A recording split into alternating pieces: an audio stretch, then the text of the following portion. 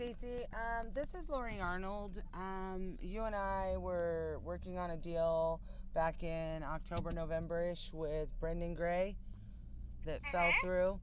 I'm reaching out to you because obviously, that deal didn't go through, and I ended up getting my earnest money because they breached 2 contracts in a row by not coming through with their financing.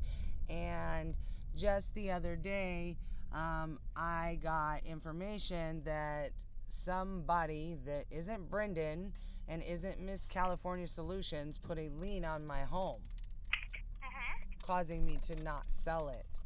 I'm reaching out to you because I'm not quite sure how this happened and what information or direction. Obviously, I know you didn't do it, but what direction would I take? I mean, obviously, they were in breach. That's how I got my earnest money, and now a random person just went and put a lien on my home. You received the earnest money because they authorized the release prior to closing. That being said, you did not sign either, so you were both in breach. I did not sign what? You did not sign the closing document. How could I close when there was no close? You always go back. That's what you were saying before. How is there closing documents to sign when the other person doesn't have their financing?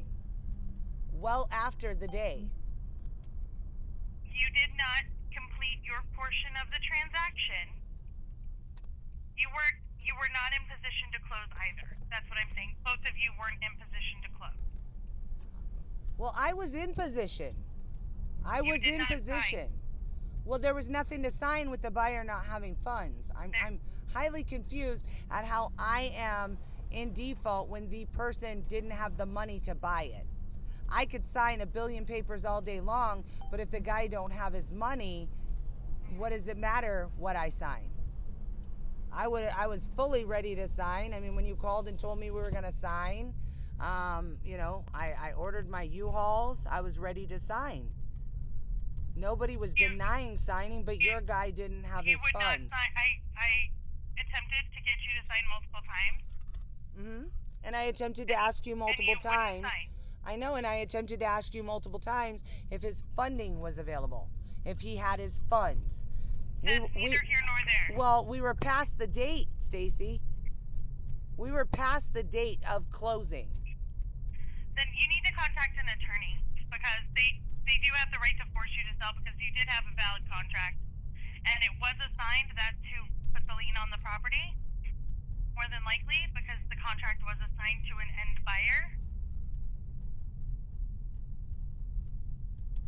Okay. And again, they are already out these funds, so what they're trying to do is force your hand to sell to them because they have a valid contract.